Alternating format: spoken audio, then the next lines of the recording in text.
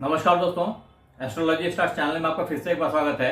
मित्रों, आज अपन बात करने वाले हैं जो देवताओं के गुरु हैं बृहस्पति देव, उनकी राशि परिवर्तन जो मेष राशि से वृषभ राशि में होने वाली है 1 मई से, और इसका प्रभाव आपके ऊपर क्या होना है, क्योंकि 12 साल में ये गुरुदेव एक बार आपकी राशि में आते हैं और वो 12वां साल अभी आ गया है। तो समझ लें कि एक कुंभ के तरह की सीन बनने वाली है आपकी जिंदगी में, कर्क राशि वालों की जिंदगी में। तो कर्क राशि वालों का जो 1 मई से 2024 का जो राशिफल है वो समहाउ इम्पैक्ट होने वाला है, उस पर बहुत लंबा इफेक्ट आने वाला है। मैं 1 बाय 1 बताऊंगा कि एक्चुअली उसका प्रभाव आपके ऊपर क्या पड़ने वाला है। लेकिन इससे पहले मित्र, अगर आपने हमारे चैनल को सब्सक्राइब नहीं किया अभी तक तो लाइक सब्सक्राइब कर लीजिए।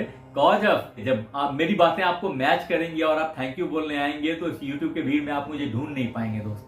आगे मैं आपको 1 बाय 1 बताता हूं। तो सबसे पहले जो बात है ना, कि अगर बृहस्पति देव के राशि परिवर्तन का तिथि दिन डिसाइड किया जाए तो समझें कि 1 मई को 12 बजे के आसपास में ये मेष राशि से वृषभ राशि में आ जाएंगे, जो कि आपका लाभ भाव होगा। अभी बताता हूं सारी बातें, लेकिन इससे पहले ये समझ लें कि फिर ये 8 मई से 4 जून तक के लिए अस्त हो जाएंगे, पुनः 12 जून से रोहिणी नक्षत्र में चले जाएंगे, प्रवेश कर जाएंगे। तत्पश्चात 9 अक्टूबर से 4 फरवरी 2025 तक यानी कि 116 दिन के लिए रिट्रोग्रेड हो जाएंगे। ये घटना चलती रहती है, ये बस मैंने आपकी जानकारी के लिए दिया है कि ये सारी घटनाएं होने वाली हैं तारामंडल में, जिसके आप साक्षी बनने वाले हैं और जिसका प्रभाव आपके ऊपर में जबरदस्त होने वाला है। इससे पहले ये समझें कि गुरुदेव कारक किस चीज के हैं। अगर ये राशि परिवर्तन कर रहे हैं तो आपको क्या देंगे, प्रैक्टिकली क्या है कि मेरे पास जो रहेगा वही चीजें तो मैं दे सकता हूं।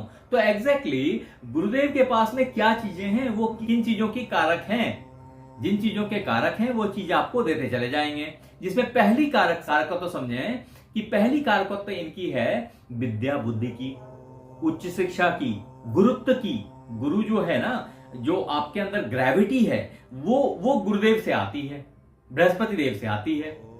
तत्पश्चात जो नेतृत्व क्षमता है, लीडरशिप है, वो इनसे आती है, नेतागिरी बोल लीजिए हिंदी में। उसके बाद जो मान सम्मान है, पद प्रतिष्ठा है, इज्जत है, बड़ी जॉब की जो पोजिशनिंग है, वो सब गुरुदेव के द्वारा ही ड्राइव की जाती है।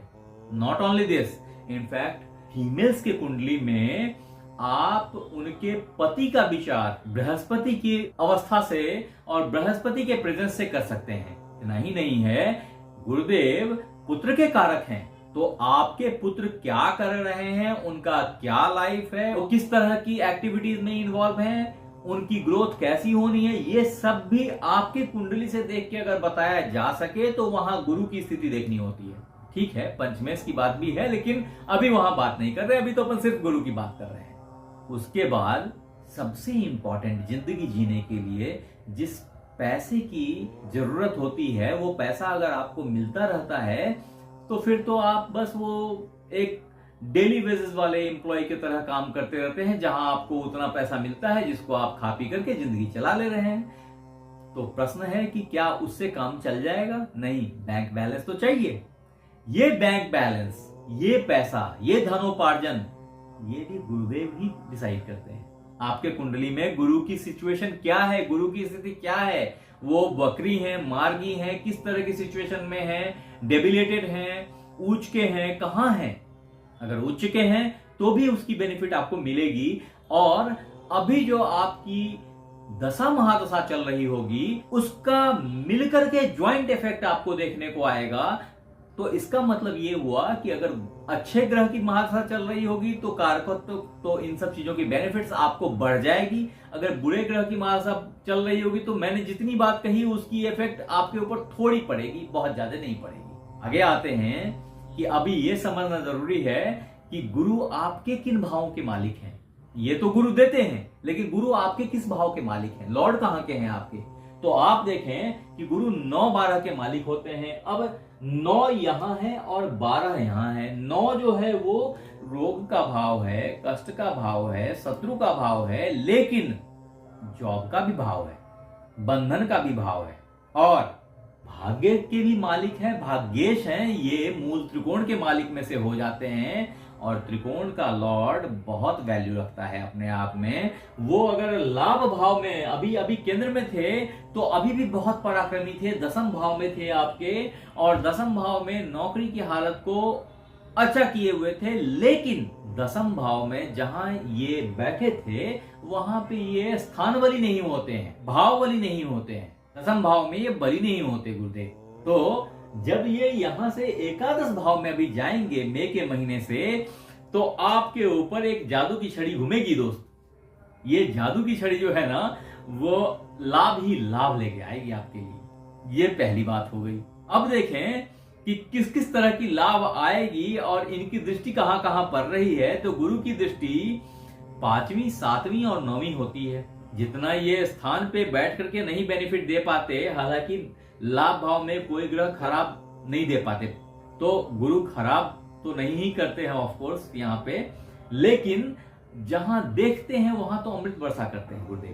तो देख कहां कहां रहे हैं आपकी, जो यहां से इनकी पंचम दृष्टि होगी वो कहां कहां होगी, तो 1 2 3 4 5, यानी कि आपके पराक्रम के ऊपर में अमृत की दृष्टि करेंगे। ये आपके जो कंपटीशंस हैं वो सबसाइड करेंगे, उनकी क्षमता गिर जाएगी, आपकी क्षमता अप हो जाएगी, आप पराक्रमी दिखेंगे। ये एक पहली बात होती है। दूसरी बात होगी कि उसके बाद वो सप्तम दृष्टि से कहां देखेंगे, तो आपके ठीक पंचम भाव को देखेंगे। जब वो यहाँ पंचम भाव को देखेंगे तो आप जिस प्यार मोहब्बत में पड़े थे ना, नहीं पड़े थे तो अभी पढ़ रहे हैं, और वो मैच्योर होने का टाइम आ रहा है।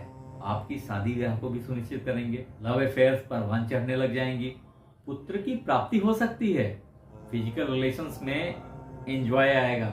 गुरुदेव पंचम भाव में देख करके आपके जो बच्चे बड़े हो रहे हैं, जो ग्रोथ पा रहे हैं, उनके ग्रोथ को भी इंश्योर करेंगे, उनकी भविष्य को अच्छा बनाएंगे। उनके लिए भी बहुत अच्छा आशीर्वाद है, क्योंकि ये देवताओं के गुरु हैं। तो बृहस्पति देव का मेष राशि से वृक्ष राशि में जो ये राशि परिवर्तन है, आपके लिए तो अमृत ही अमृत लेके आ रहा है दोस्त। उसके बाद जो इनकी आखिरी 9वीं दृष्टि है, ये देखें 7 के बाद 8 और 9 यहाँ आपके सप्तम हाउस पे पड़ रही है, यानी कि आपके स्पाउस पे शादी ब्याह का मैटर बिल्कुल सेटल है दोस्त। जिन कर्क राशि वालों की शादी नहीं हुई थी और शादी की प्लानिंग चल रही थी, कर लीजिए शादी ब्याह। ये आप फिर पाएंगे नहीं।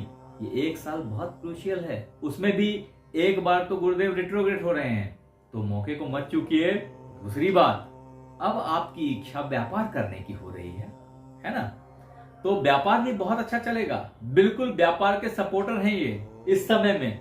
नॉर्मली जब ये अपने 9वीं दृष्टि से, भाग्य वाली दृष्टि से जब यहां देखेंगे वो, तो भाग्य से आपको अच्छे वर वधु की प्राप्ति होगी, अच्छा बिजनेस चलेगा, अच्छी लाभ आएगी, कोई दिक्कत नहीं है। आपको कुछ करने की जरूरत नहीं है। अगर कभी भी थोड़ी सी दिक्कत फील हो तो बस एक काम कर लें कि थोड़ा सा 1 चुटकी हल्दी डाल करके स्नान करने वाले जल में और स्नान करें, आपकी सारी कष्ट परेशानियां अपने आप समाप्त हो जाएंगी। आप हमारे साथ बने रहे, इसके लिए बहुत बहुत धन्यवाद। आपसे फिर मिलते हैं अगले एपिसोड में, तब तक के लिए धन्यवाद।